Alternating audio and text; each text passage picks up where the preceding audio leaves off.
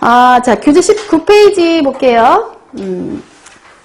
자, 우리가 이제 트랜스 지방을 아까 얘기한 것처럼 사실은 불포화 지방산이 이게 자꾸 산패가 되니까 우리가 이제 수소를 첨가하다 보니까 만들어진 거예요. 그래서 불포화 지방산은 사실 산화가 잘 됩니다. 그래서 여기 7번에 보면 불포화 지방산이 쉽게 산화된다. 이게 사실 어쩔 수 없어요. 이중결합이 있는 애들이 좀 불안정하기 때문에 산화가 잘 돼요. 그러니까 이제 산화가 되면 이건 이제 팔지 못하잖아요. 그래서 경제성이라든지 이런 걸 떨어뜨리는 문제가 있고요.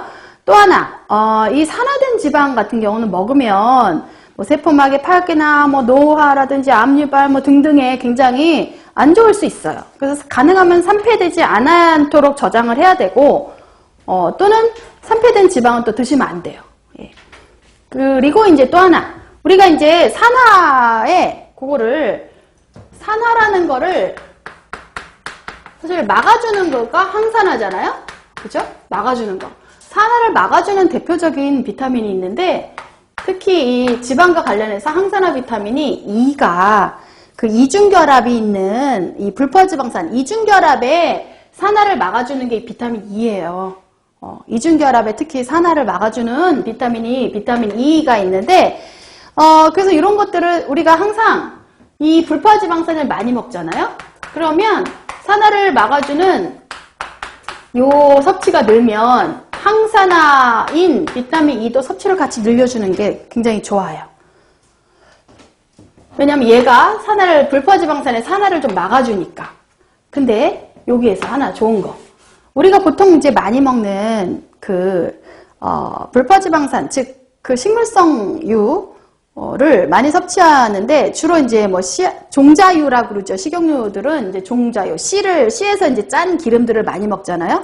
근데 그 종자유, 식물성유에는 이 불포화지방산도 많이 있지만 비타민 E 자체도 많이 갖고 있어요.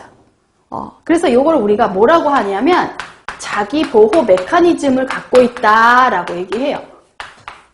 요거는 용어를 하나 기억을 하세요. 이거는 그 식물성 유들, 특히 종자유들이 이 불포화 지방산도 많이 갖고 있지만 성분 중에 불포화 지방산과 더불어 얘네들의 산화를 막아주는 비타민 E도 같이 성분으로 많이 갖고 있어요. 그래서 비타민 E의 근원식품이다 그러면 보통 종자유, 식물성유 이렇게 얘기하거든요. 얘를 같이 많이 갖고 있어요. 그래서 요 같이 많이 갖고 있는 요거를 자기 보호 메커니즘을 갖고 있다라고 얘기를 하는 거예요.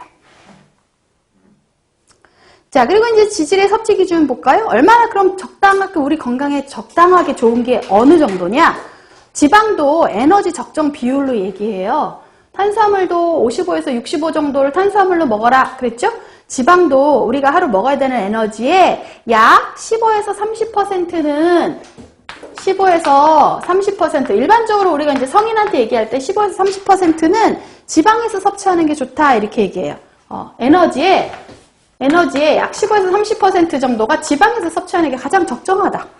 에너지 적정 비율이 15에서 30. 근데 이제 이게 나이에 따라 좀 틀려요. 그래서 보시면 어릴 때는 조금 더 많이 먹으라고 그래요. 그래서 1, 2세는 20에서 35%가 적정 비율이고요. 3세 이후는 다 15에서 30%예요. 그리고 N6는 사실 오메가6 얘기하는 거예요. 여기서 N3나 뭐 N6는 전부 다 오메가6, 오메가3라고 보시면 되는데, 그러면 얘네들은 어느 정도 먹어야 우리 몸에서 얘네들이 필요한 여러 가지 일들을 가장 잘 건강하게 할 수 있느냐? 이게 오메가6 같은 경우는 이것도 이제 에너지 비율로 얘기해요. 4에서 10%. 그리고 오메가3 같은 경우는 에너지의 1% 내외.